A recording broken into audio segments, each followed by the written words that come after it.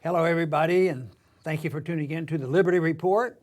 With me today is co-host Daniel McAdams. And Daniel, good to see you. Good to see you, Dr. Paul. Good. There were a couple important meetings this past week having to do with money and a little bit of politicking. The Federal Reserve had a secret meeting. They announced it because they're supposed to, but the secret meeting, what they talked about, that is secret. We won't get to know about that, because we're not privileged people. Even the people on the banking committee won't know about it. But what was interesting is immediately after the first secret meeting with the Fed occurred, Yellen rushed over to the White House to have another secret meeting with the president. Of course, the Fed is not political, but she just had a little chat about family things. And then shortly thereafter, there was another major Fed meeting. So I imagine you saw that. What crossed your mind when you saw all this happening? Well, the first thing I thought is I want to ask Dr. Paul what he thinks went on in these meetings. Well, the first thing that came to my mind was, what's the motivation behind this? Yeah, what goes on? They're admitting the truth. They know what we know, and they're dealing with the problem. But to me, it's this pretense that everything is okay. All the statistics are okay. They can't find anything wrong. But we better not raise interest rates yet because the European markets are still weak. But I think for them to do this much, they are a lot more concerned than they're letting us to believe. And so I think this is a very significant meeting that they had. But eventually they'll not be able to come up with anything other than propping up the markets. And maybe the meeting did have some significance because the last several days the market has popped up again, and evidently Wall Street was reassured. But the question we raised is, what are they going to do about Main Street? But Yellen, in her public announcement, she's all for Main Street. We have to concentrate on Main Street and jobs and taking care of people.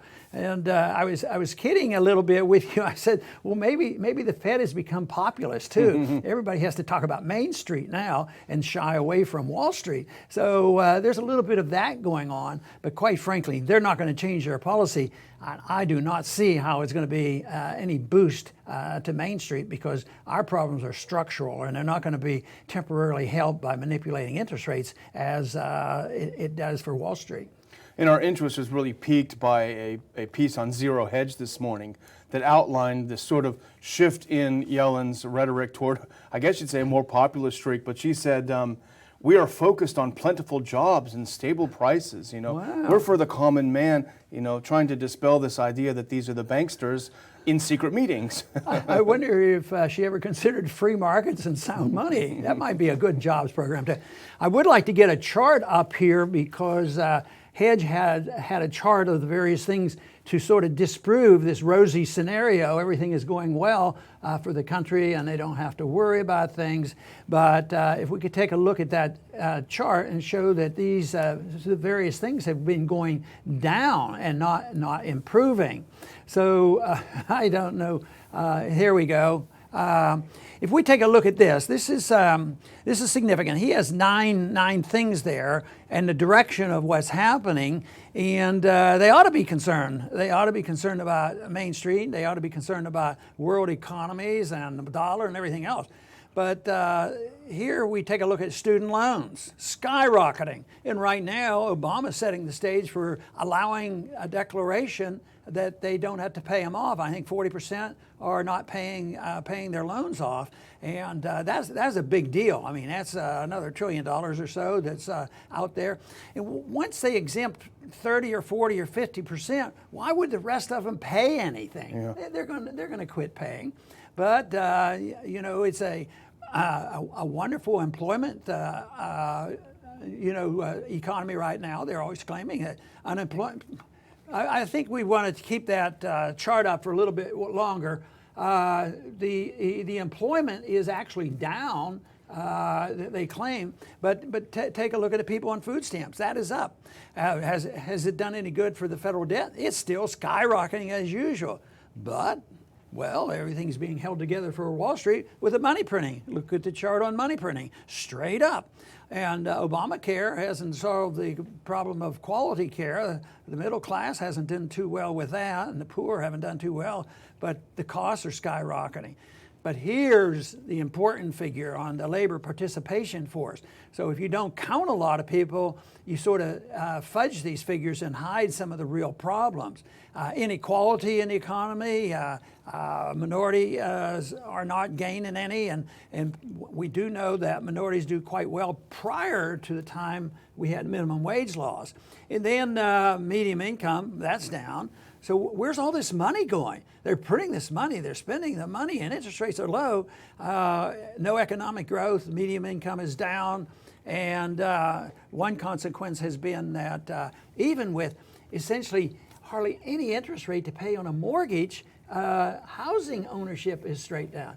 So I don't know where anybody can get satisfaction with what is going on by looking at the stock market. It looks like Wall Street's doing pretty well.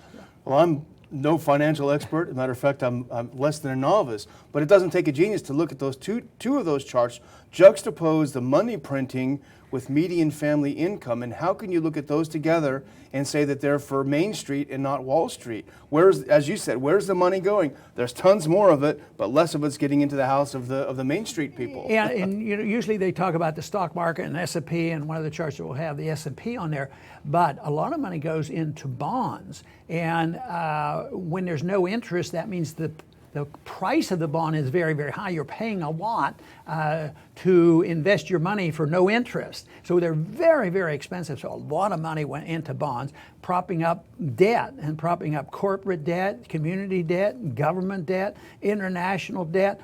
So they say, well, you know, the Krugmans of the world, there's no bubble. There's no bubble. Monetary policy doesn't create the bubble. Well, of course, we had a few. We had a NASDAQ bubble and a housing bubble, and now we have a bond bubble, and the whole system is a bubble in many ways because people make mistakes when they don't know what the real interest rates are.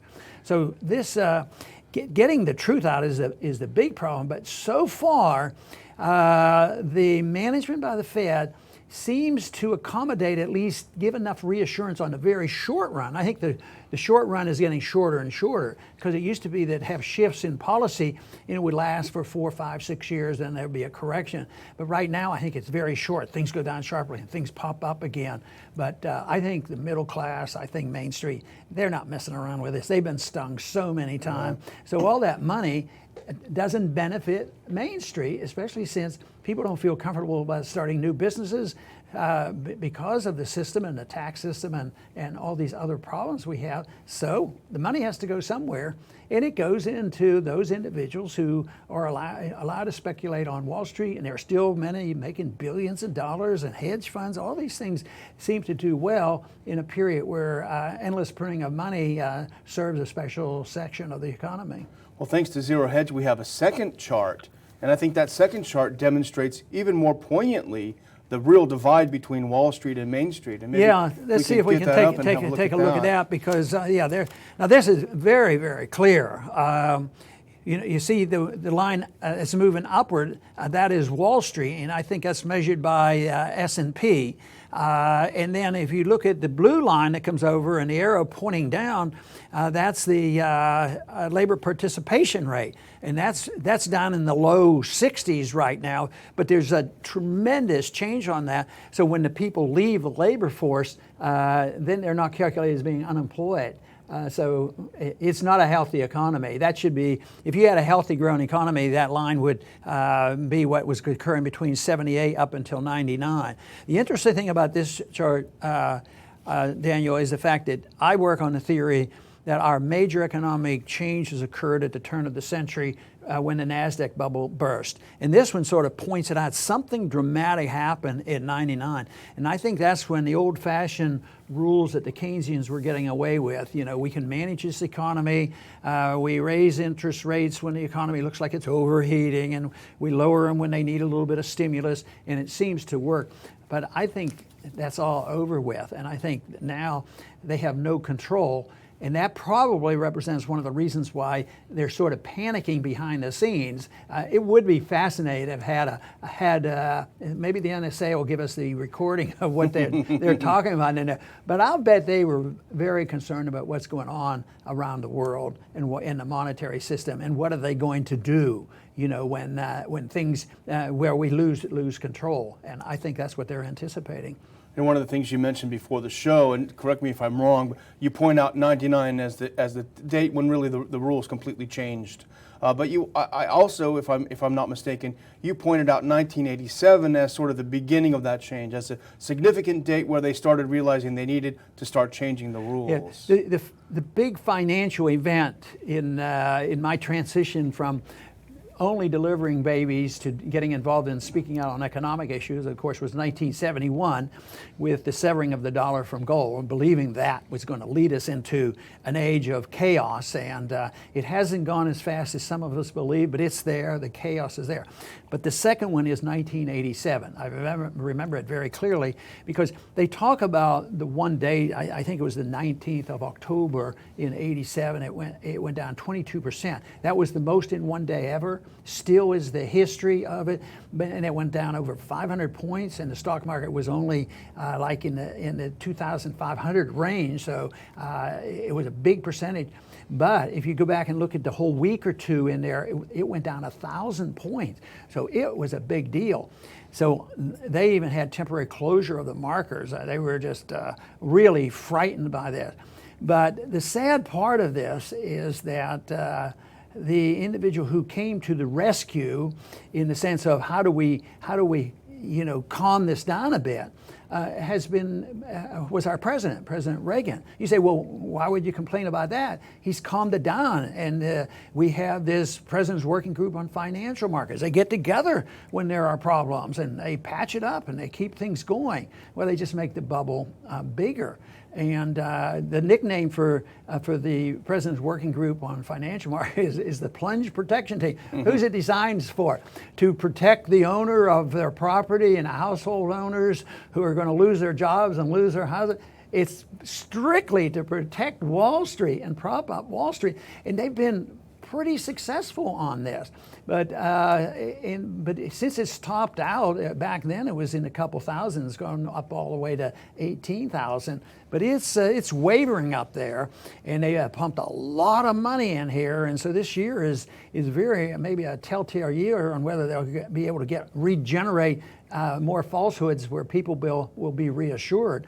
But that was a very big event. But one of the reasons why I was discouraged by it was President Reagan was a free market guy.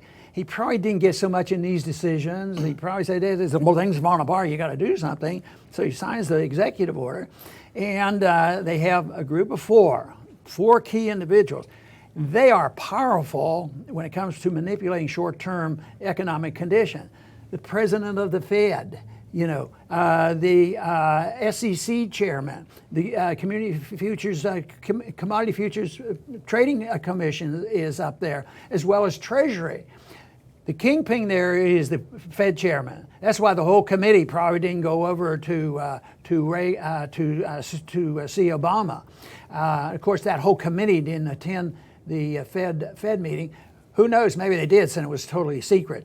But believe me, that group has a lot of authority, even under the so-called law and their interpretation, that they get involved in markets. If their purpose is to stop the market from plunging and getting out of control, what do they have to do? They have to buy something.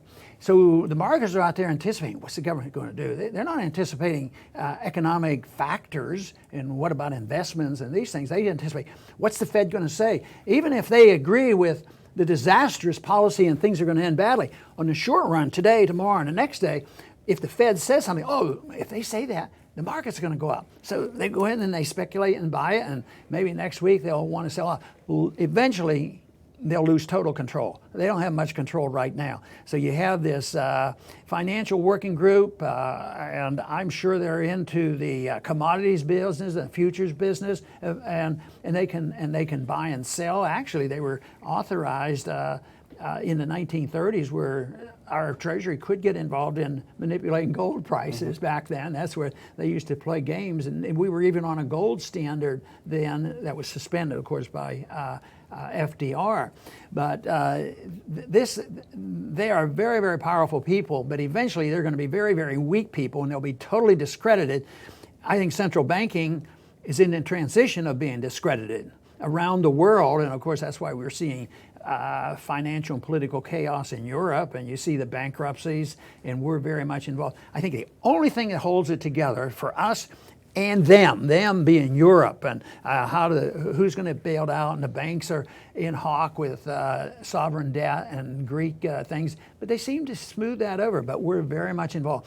As long as the world puts a trust in our dollar, and they will participate in maintaining that trust, because everybody realizes if the dollar goes bust quickly, they're going to lose a whole lot. So it's in their interest to make sure the dollar doesn't do that. So the traders saying, yeah, they're going to do it. They'll keep it together. Maybe I'll have time to get out when the time comes. But this has never been done before. The history shows that zero interest rates or negative rates has never happened in 5,000 years. It's so absurd. It's so removed. You know, even biblically, they recognize paying interest, and fair, honest weights and measures. And if you loan money, that interest is a legitimate thing, this sort of thing. But this is coming. This is so bizarre, and it's so worldwide, and it's a paper currency that is all around. So I think what we're doing is smelling a little bit of their concern, and I wouldn't be surprised if we hear of more meetings like this.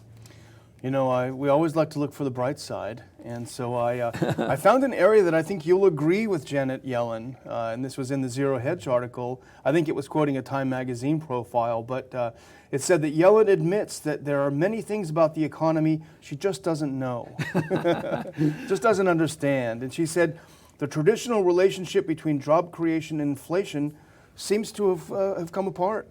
Yeah, that was the old saying of the Phillips curve. If you inflated, you got more jobs, but if you stopped inflating, you'd ruin it.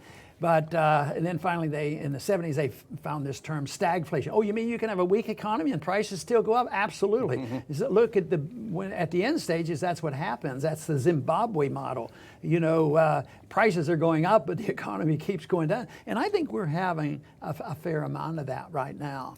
But the whole notion when she says, there are just a lot of things I just don't know, your reaction would be, well, then don't try to fix them. Or hers would be, we got to keep trying things. She said, the problem is that the global economy is playing by new rules. So it's always someone else's fault. It's never the fact that they're doing it in the first place. It's like the neocons. Maybe they're playing the old rules of the economy, and she's bewildered by that. Of course, she can't know. I mean, this whole idea, but she's been conditioned and trained over many, many decades. They can know, and they know what a proper rate is of interest, and it's totally absurd. And I just hope that the people understand where the problem, where the problem was when this thing comes down. But I think there's a lot more information like that. See, I sort of, in spite of the way we're doing right now, politically and all, I think we're making some progress with Austrian economic teaching, because there's a lot of people who know there's something very suspicious about the Federal Reserve. Of course, that's something I've talked about for a long time, the Federal Reserve. If anybody wants a sound economy, they have to deal with monetary policy, and they have to reject some of these falsehoods that if you create money, you're creating wealth. That is just not true. It's just so false. And that debt doesn't matter. Debt does matter. So and there's a limit to it, and it always gets liquidated. And that is what the big fight is right now, is how is the debt going to be liquidated? The Fed is praying every night that if we can just liquidate debt at a 2% rate, we'll all be okay. But they have no control over that. And I think, as Daniel points out, Yellen probably doesn't quite realize that. She doesn't have control. They don't. They always told me when I'd quiz them, they said, well, it's okay. We understand what you're talking about. But as long as it's orderly, as long as it's systematic and slow and steady, we don't want these panics. And of course, that's what the plunge protection team is there for, is to prevent the panic. But if you prevent the panic and prevent the correction, all you're doing is building bigger distortion that will cause the ultimate panic and the ultimate, escape from the dollar. And then it's going to be much more catastrophic. That is what we're facing. I think these recent meetings are indicating that they are very, very concerned. I think they're up against the wall, and they really probably don't know exactly what to do. So they'll be calling us soon, I'm sure, and asking our advice, and we'll tell them, why don't you just disband not only the working group on financial markets, why don't you people at the Fed just disband yourself, just leave, let the market handle this. Right now there's a lot of private entities loaning money outside of the banking system because it wouldn't be that bad. We could adapt pretty easily, but it might be that the system they adapt, they might want to, in order to restore confidence, they might say that if we're going to extend credit, we want to be guaranteed that it's backed up by something like a commodity and not by the promises of the politicians that they won't spend money and run up debt and expect the Fed to monetize this. So we're living in exciting times. There's a major transition going on. It's very dangerous, but it's also very exciting and interesting, and we also have a chance that our ideas will prevail. So anything we can do to help push it in that direction, we're going to do it. Our goal is to provide a philosophy that will usher in an age of peace and prosperity. I want to thank everybody for tuning in today to the Liberty Report. Please come back soon.